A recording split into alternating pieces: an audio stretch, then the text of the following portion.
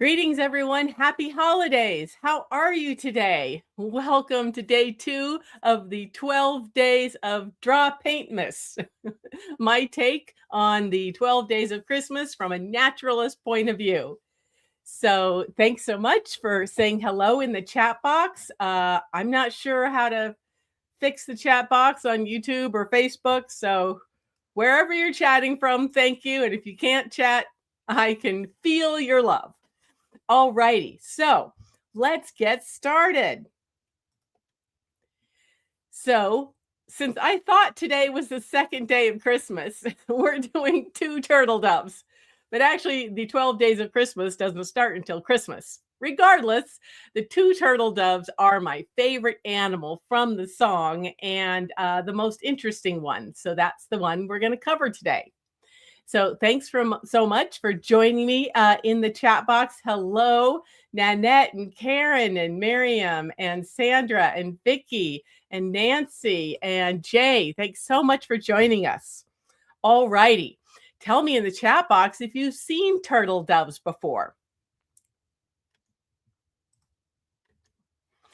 So in case we haven't met before, hi, I'm Christine Elder, and I'm a naturalist, environmental educator, and visual artist from Central Oregon, and also a professional biological illustrator. And I love drawing birds, and I love to travel to see birds and sketch them in the wild.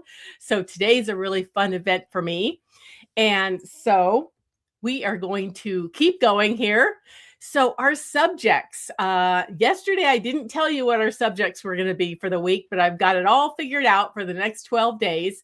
And we're actually doing another bird tomorrow. Let me try to get this bigger. There we go. Oh, wait, I can never figure this out. There we go. Okay. So, and you can find all of these on my live streams tab of my YouTube channel. So we did poinsettias yesterday. Today's 2 turtle doves. We're doing snowy owls tomorrow, and then holly, the northern lights, snowflakes, pine cones, Arctic hares, the solstice sky, and Christmas cactus, Christmas trees, and reindeer. And many of these subjects were suggested by my students. So I'm so excited to have many students. Many of you guys are here chatting, so thank you so much. And my students are the ones in my program. They're basically members, not so much students, but they're in my program called the Nature Notebook Club. And I'm actually doing a special offer. If you finish and submit all 12 days of this free series I'm doing here on YouTube and Facebook to me, I'll give you a discount on the club, $22 instead of $29 a month. And you'll also get my bird coloring book, which is one of the bonuses for founding members. And we only have a few slots left for my first 100 members, which are called the founding members. Okay, moving on. So again, we're celebrating the second day of Christmas today, the 2 turtle doves. So I'm sure everyone knows that song. On the second day of Christmas, my true love gave to me 2 turtle doves. And I can't sing. So anyway, what were the turtle doves? Does anyone know what species they were? So it's not quite clear. There's a whole group of doves called turtle doves, and there is actually a turtle dove is supposed to have a where'd it go? A dash between the turtle and the dove. And actually, they get a very bad rap. The doves and the pigeons, they're in a big global family called the Columbidae. And it's a really huge and diverse family. And a lot of people just think of pigeons like your city pigeon, and they poo-poo them. And they're often persecuted because they eat crops in agricultural areas. And of course, because they're all over cities. But I just wanted you to know, I wanted to take this opportunity to share with you that doves and pigeons are some of the most beautiful birds in the world. And so here's just a couple examples of really beautiful ones. So many of them are actually rare and endangered. So there's this rose-crowned fruit dove, and you see the dash there. Scarlet-breasted fruit dove. A lot of these guys live in the tropics, like in Asia. The Victoria crowned pigeon and the Nicobar pigeon. So these are super iridescent and beautiful birds in that family. So I just wanted you to really understand and appreciate this family. So the one we've chosen to do today as our second day of Christmas is the European turtle dove, because that's a really widespread dove. Um, and you see again, there's the dash between the turtle and the dove. So that just means it's in a different genus.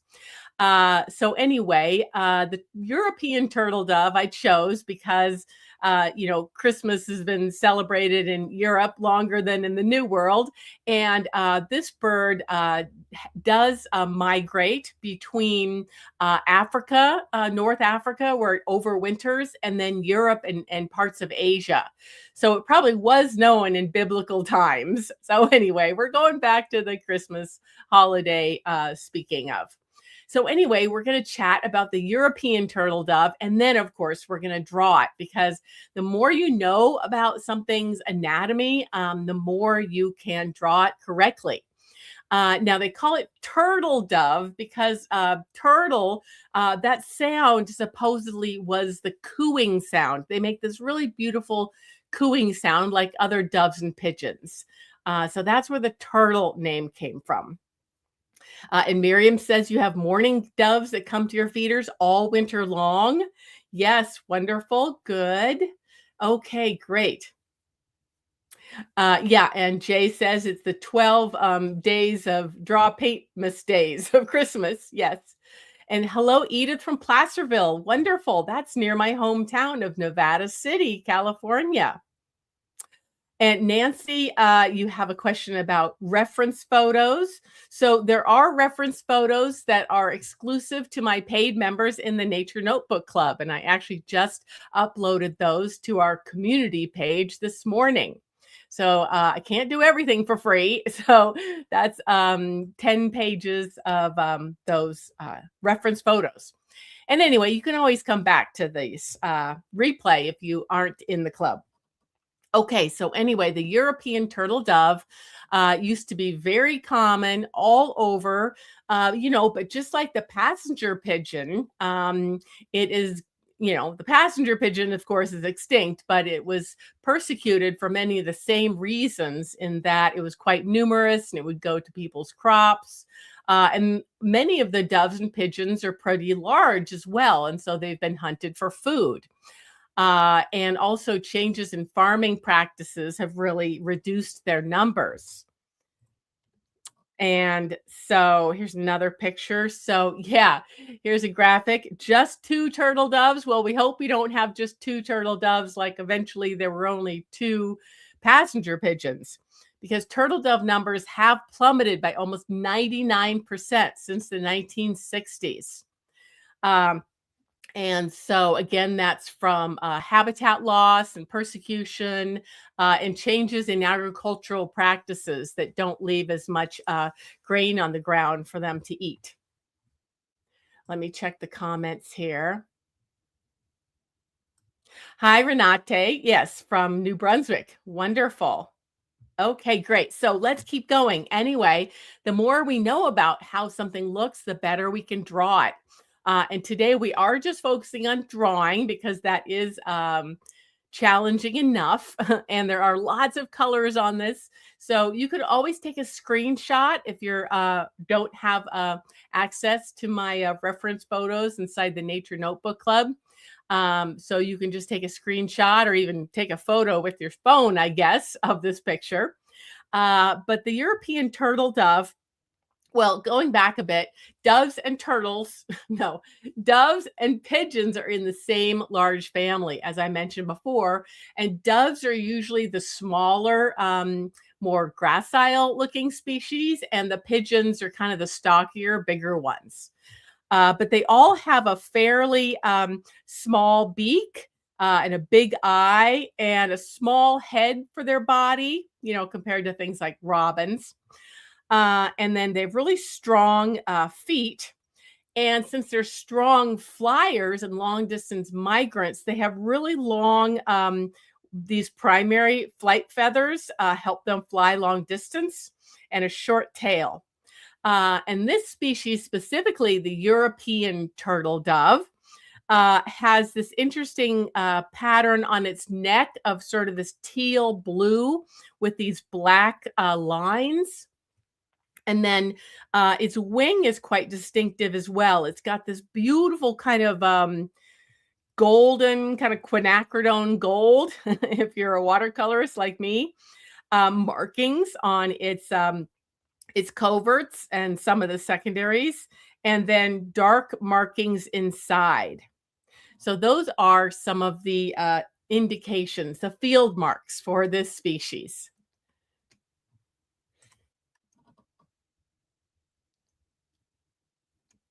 Okay, so anyway, we're going to move on to drawing. Tell me in the chat box who's ready to draw. Again, we're going to focus on drawing, and I did kind of watercolor one of mine later on, but again, that's something extra you can do on your own. Nancy, I'm not sharing the reference to the, I'm not sharing a link to the reference photos. Those are exclusively in the Nature Notebook Club for paid members of that club. And so you can go to there, you can go there and get that. And I posted that early this morning. So you'll see it during the demonstration. Don't worry. While we're going here live. Yes, Nancy says, gotcha. Wonderful. Yes. So just some quick notes about drawing. This is a little bit more complicated than yesterday's poinsettia. And we're going to have two chances to draw it because we're drawing one left and right. So you will just want to think about first blocking in your basic proportions. And like I said, kind of the head is very small and it's on a short neck. It looks a little bit different than things like robins. This is actually a European robin, which would live near the European turtle dove, actually. But blocking in, thinking of relative proportions, thinking about structures that are aligned to each other, thinking about negative shapes, angles, and flow lines. And also in general, when I'm drawing, including in this demonstration, I like to pretend that I'm drawing in the field because that's usually what I'm teaching people to do. And that's just the most fun to teach people. So that they draw real things in the field. So maybe after we do this demonstration, you can go to a city park, and if you have pigeons there, you can say hello to them, and maybe you'll respect them a little bit more and understand the amazing family they belong to. So anyway, where was I? Yeah, so those are my 6 steps, I call them, to sketching success. And so we're going to draw. Oh, sorry. Where was I? I was saying that we're thinking about drawing light and loose, keeping your pencil moving, avoid erasing until the end, frequently glancing back and forth between your reference photo, which I'll have in the demo, and your pencil paper.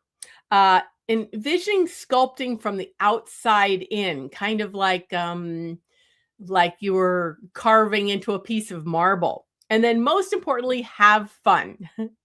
We are here to have fun.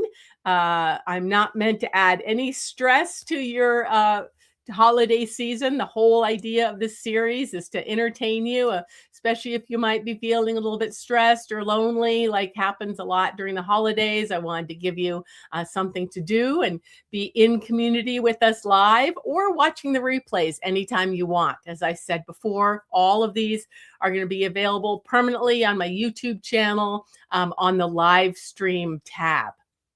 Great. So Sandra says ready to draw. Wonderful. Okay. And so, yeah, that's kind of what we're going to do, the finished drawing here.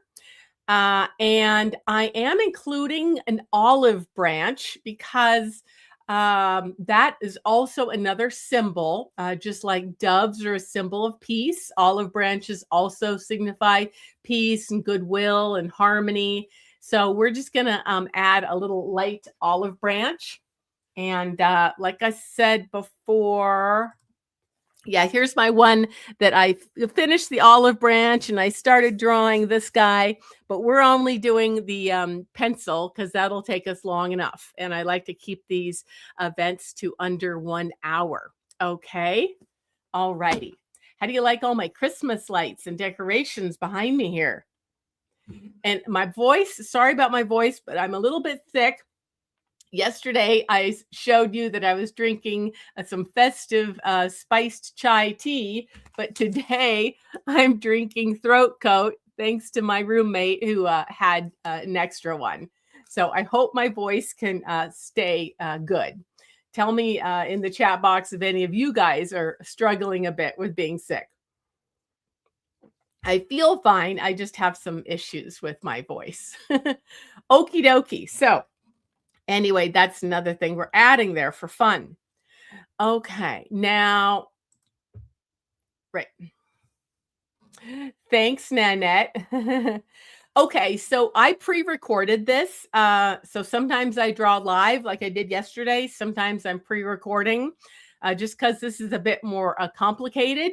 And also because thankfully I have a new higher quality phone that records in higher resolution for you. Compared to when I'm just using my live webcam. Okay. So anyway, I am going to narrate this while I show it to you. So there's your reference photo that you can see up in the left. And I am just kind of making some lines, kind of where my left bird is and where my right bird is going to be. So just super light. And then, where the olive branch is going to be. And we just kind of want to make sure we have room on our page for all three.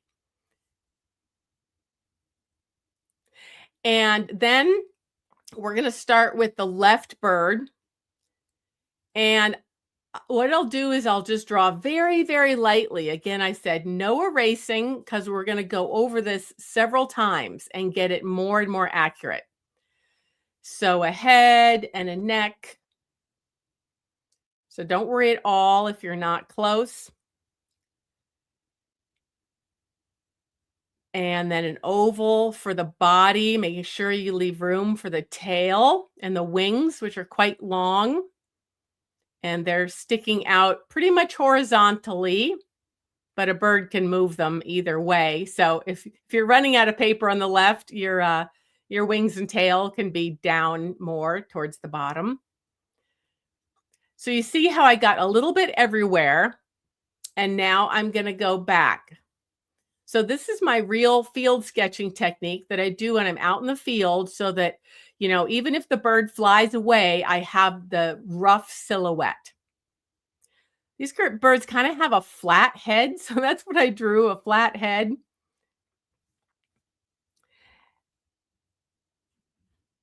And again, we're still staying fairly symbolic here. Just a little triangle for the bill and a circle for the eye. And the farther along we get, the more we can get it realistic. And the arch of the neck.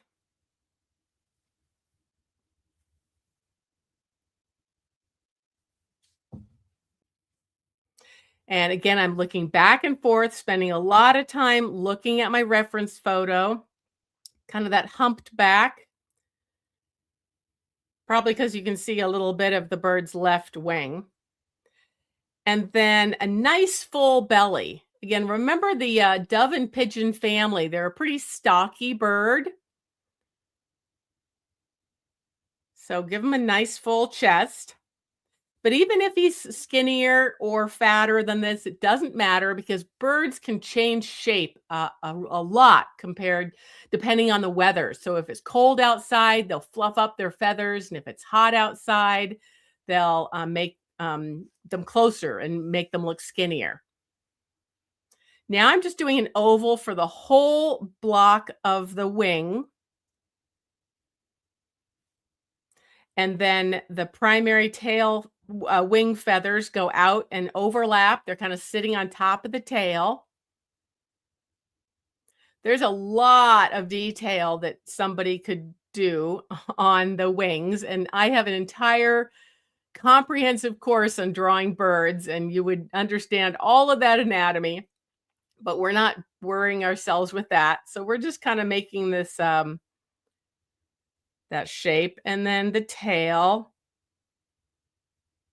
And they have a fairly short tail, so thankfully, because I've run out of paper. Okay, so again, you see I'm not erasing. I'm going very lightly, constantly looking back and forth to my reference photo. Now I'm trying to decide where the feet are going to go. And they're pretty far back. And these guys have pretty stout, strong feet because they do spend a lot of their time on the ground. They're not like, well, like the opposite would be hummingbirds who hardly ever land, or swifts who never land. But these guys have quite strong, stout feet, and they're actually pink. And I'm just simplifying those, just showing a very much of a side view with just one of the front toes and back toes visible. And then the bird's left foot is going to be a bit smaller and behind the bird's right foot. And one example of negative shapes is you can see a negative shape between the left and the right. So I'm going to freeze that for just a moment. How we doing? Any questions so far? And again, I'm sorry if you're on one of the platforms where you can't chat. I'm not sure how to turn off and on the chat box. It must be on Facebook that the chat box not working, I think. So anyway, trying to help you catch up. Okie dokie. So again, I'm just going to go back over the whole thing, continuing to look back and forth, trying to get my lines more correct, going a bit slower, and pushing my pencil down a bit harder. And modifying as I go. So kind of choosing the first try line, the best of my first try lines.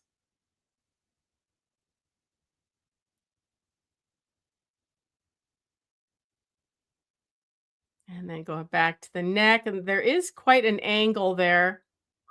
I didn't get that as well as I should have, but again, they can fluff out their breast feathers or hold them closer. And the feathers are longer on their back here, so I'm just doing that a little bit loosely.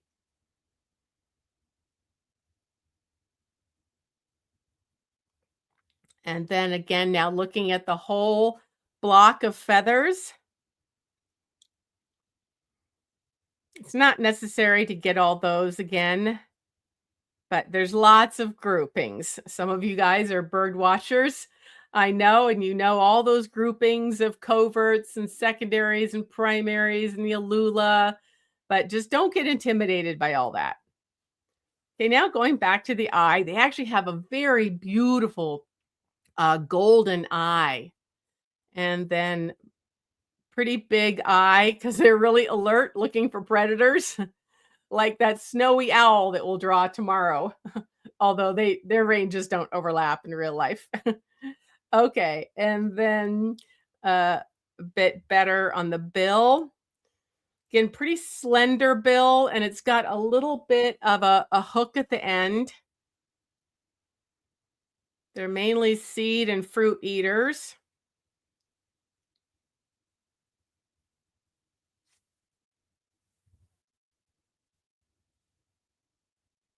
And just pausing, again, looking back and forth. I forgot to add a little bit of my thigh there, the feathered thigh, and then the leg. and making sure I'm making that leg thick enough. And probably that closer right leg could be a little larger and thicker than the back one. And you can just show a little bit of a nail there. They use those nails a lot to claw in the ground to get their food, just like a chicken does.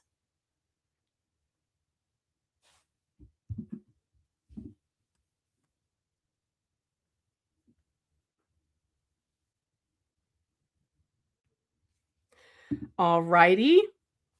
And again, pausing to look. Like I probably made his forehead a little bit too fat there. But I can always smooth that out later. So don't make the big forehead. Okay, so now we're going to try our other one, and I'm going to try to make him about the same size. This one's a little bit farther away.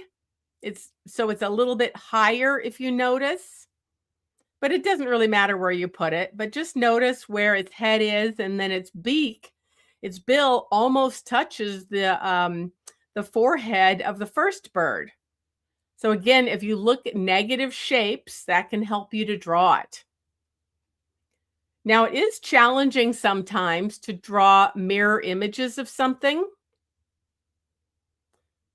And that's really good practice. In fact, when you're in the field and you have started a sketch of a bird and it's looking to the right, and then it flies off, maybe another bird shows up and it's looking to the left. If you get good practice drawing mirror images of things, you can just keep working on your first sketch, even though the bird is a mirror image.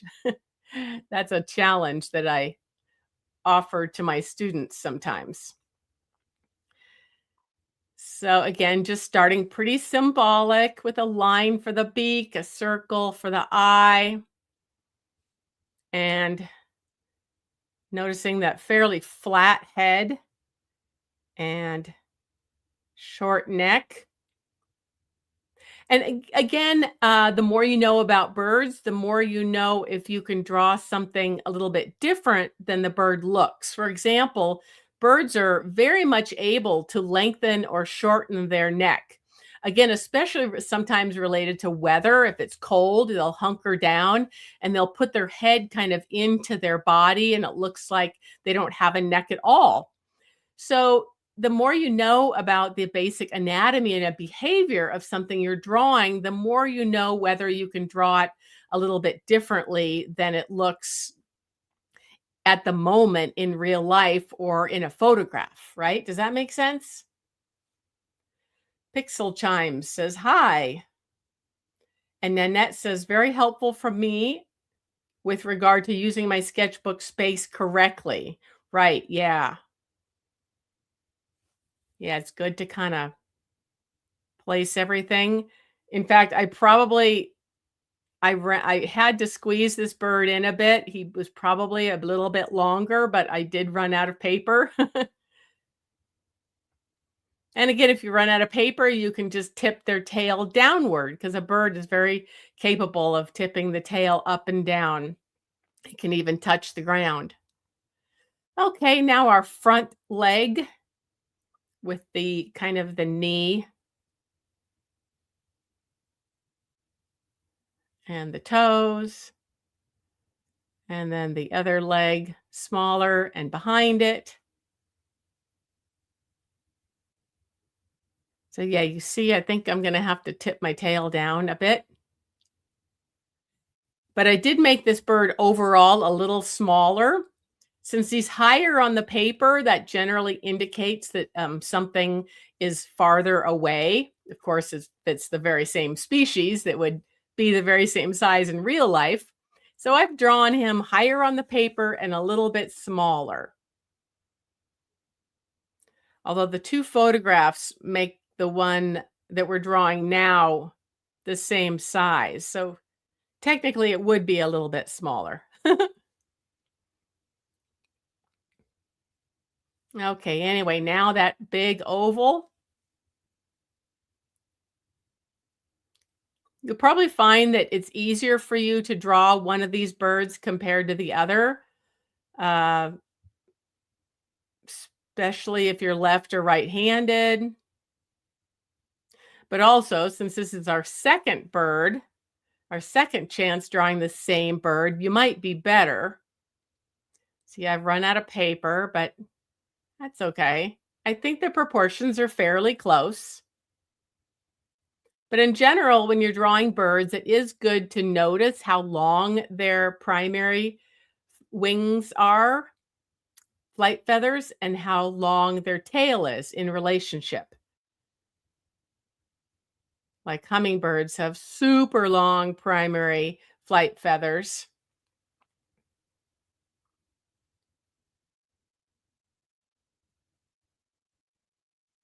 Okay.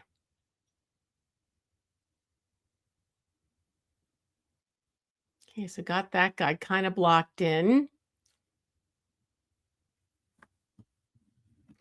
And so, yeah, a field mark of this species, the European dove, turtle dove, one of the field marks are those three black lines with kind of the teal background to them. And then also those beautiful golden wings with the black in the middle of each feather. Okay, so we're just going to leave those birds as they are. And we're going to do just a really loose, fun olive branch. I'm not making mine exactly like the one in the photo, but I'm just going to do the main branch and then show each leaf stem.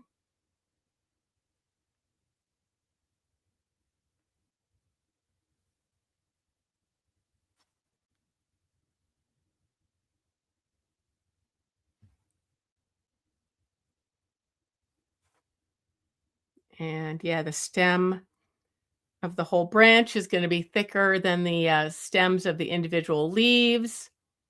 Now I'm just drawing a leaf around each of those lines, which will become the central vein of that leaf. And you see how we're just doing it real fun and loose, as if we're in the field. We're in Europe, maybe Italy, where they grow a lot of olives, and where the European turtle dove also lives. Now, to let us know this is an actually olive branch, let's make some nice ripe olives.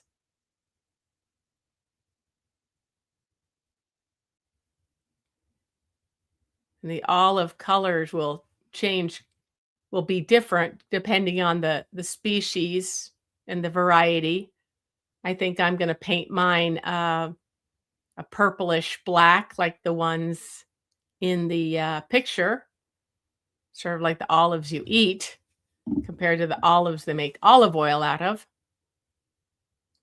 Now just kind of darkening everything. You see, we're just having fun. We're not trying to make a perfect botanical illustration, which would take hours and hours. And you see, I haven't done one erasing mark yet. I'm just enjoying the process, letting those tri lines be there and give us a little bit of movement. I like kind of having those first sketchy lines there.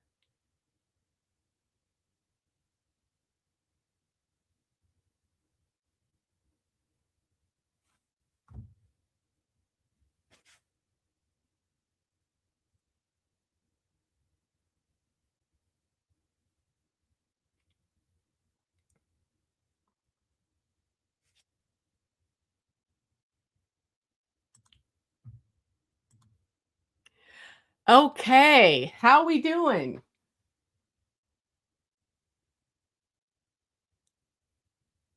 How we doing? Did anybody get as far as I did?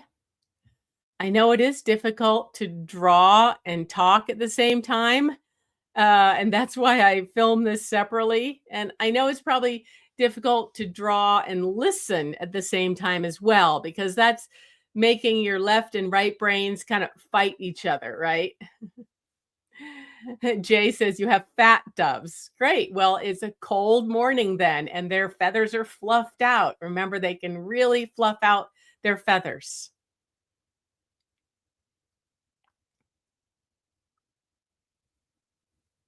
And Jay says you're also on the mend from a cold. I hope you're getting better. I like to drink a lot of hot tea, gargle with salt water. I like to put honey in my tea, and I like to eat a lot of spicy Thai soup to help drain my sinuses.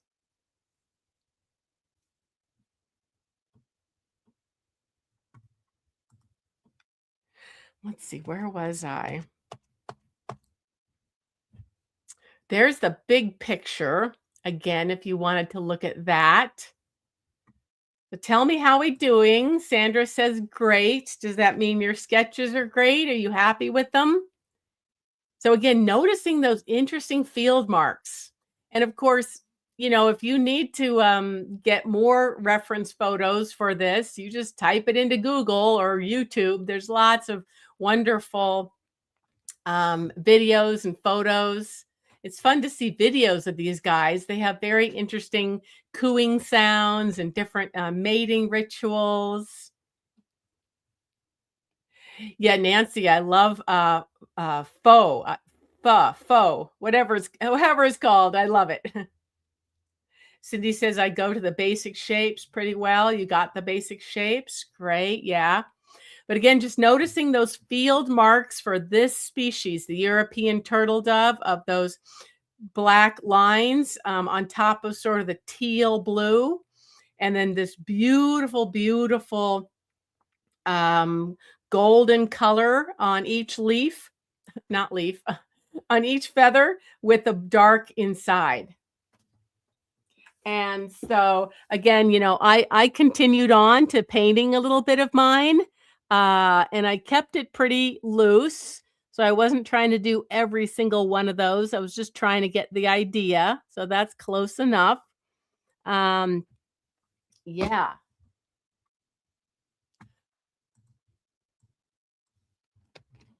For those of you who can see the chat, I did post the link to my membership, the Nature Notebook Club, so you can learn more about that. Again, I am offering a discount if you participate in all 12 days and you finish them by December 31st, which gives you a whole week to finish them and go back and look at the replays. If you send those to me, just pictures, digital JPEGs, then I'll give you the discount on my Nature Notebook Club membership. And many of you guys watching today are in my membership. So, it's a wonderful community where people share their observations of the natural world and their journal pages and sketches. There's monthly live meetups. So it's so fun to have all my members get to know each other, whether they're in Washington or California or Florida, or New Hampshire or Canada.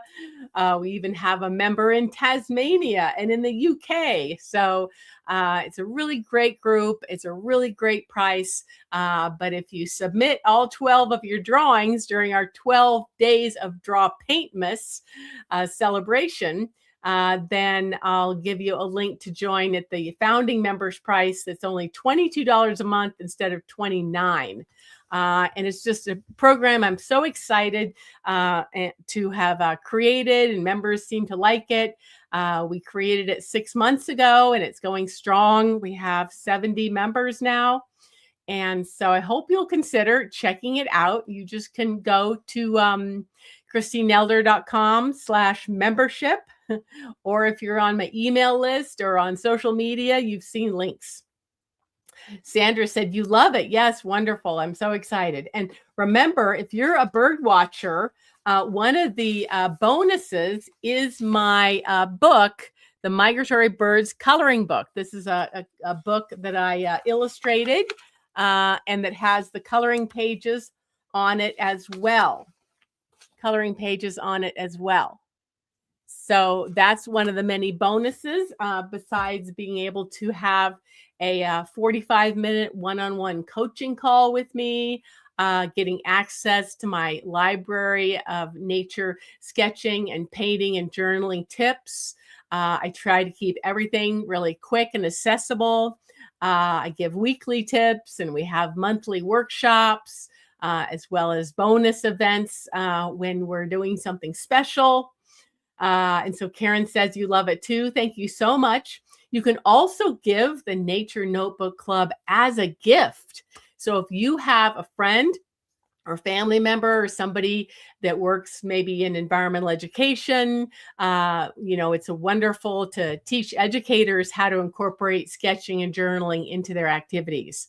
And so when you go to the checkout page for buying the Nature Notebook Club, there's a checkbox where you say this is a gift, and you can enter that person's information. So you can give the gift of discovery of nature for your loved ones. And then you can also print these out once you're a member and give them to the kids, or just send them the PDF. So that's another benefit is this is one of my books I illustrated. I've illustrated a lot of books, but this is one of the fun books I've illustrated that you can use. And you can just send the PDF to long distance relatives, whether they're kids or not, for last minute Christmas presents. So any questions? I know that I seem to not be able to have people who are watching on Facebook comment, but if you are on Facebook, just go to my YouTube channel. All of these live streams will be there on the live stream tab, and join from there in the future. And let's see, I just want to remind you what we're doing again. Where are we? Oh, there we are. So tomorrow, I'm so excited that one of our members suggested, I cannot get rid of my face. Oh, there we go. One of our members suggested snowy owls. And so I'm going to do a snowy owl demonstration in a dark, snowy forest. And I think that's going to be watercolors. So have those ready. And then, of course, it wouldn't be Christmas without holly. So we'll do a holly painting exercise.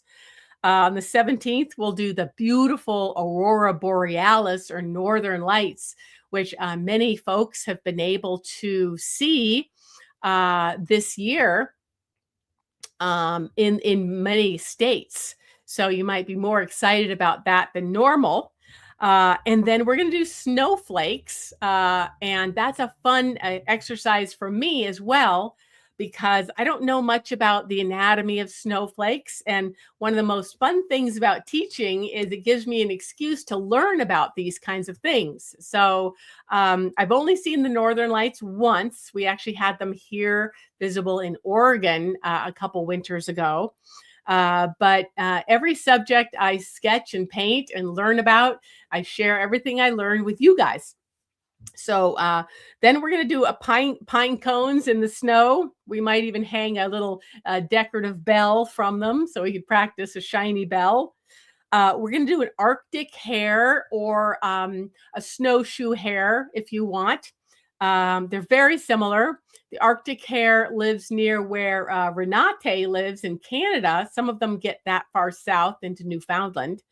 But we have this snowshoe hare in the northern US and in Alaska, but they're very similar looking.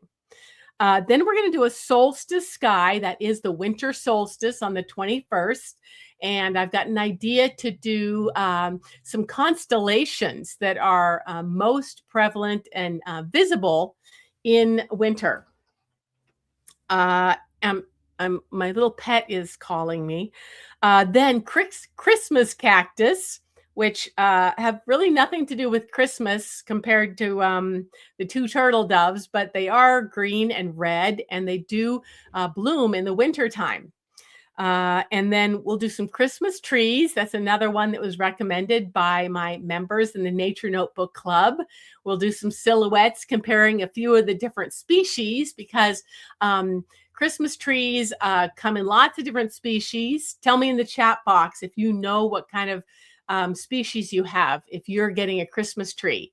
So there's several kinds of pines that are used for Christmas trees, spruces, firs, and Douglas firs. And then, of course, we're going to do reindeer, like this reindeer. Every year, I do a different reindeer, and so we're going to do a reindeer because that is Christmas Eve. Just a minute. Let me see if my friend wants to say hi. Come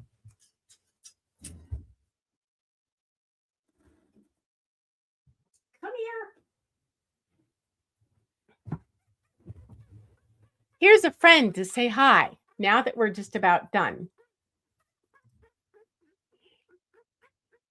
This is one of my cute little rats. This is Onyx. Now, I have two rats. Yesterday, I mentioned that I was having health problems with one of them, and that's Chica, and she's sleeping comfortably right now. She's on antibiotics and pain meds, and she's eaten some fun things today, like broccoli and yogurt, and a little bit of boiled egg. But anyway, this is Onyx, named for her color. Now, you may have joined me at Halloween last year, where we drew rats for fun. We drew the hero rats that help to sniff out landmines and tuberculosis. Isn't that cool? So I love rats. Okay, well, I'm going to get going. We have been almost an hour. Does anybody have a question? Edith said, thank you for this great lesson. Cindy said a snowy owl was just observed just north of Boston. Oh, wonderful. I've seen snowy owls in Washington and also in eastern Oregon in the wintertime. Sometimes they come south for sure, but most of the time they're in Alaska or Canada. Great. Yes. Jay said you look forward to watching the replays. Yes, that's wonderful. That's fine. Okay, good. All right. Well, we're going to get going. Thank you so much for joining me again today for day 2 of our 12 days celebrating DrawPaintMas, my own naturalist version and artist version of the 12 days of Christmas.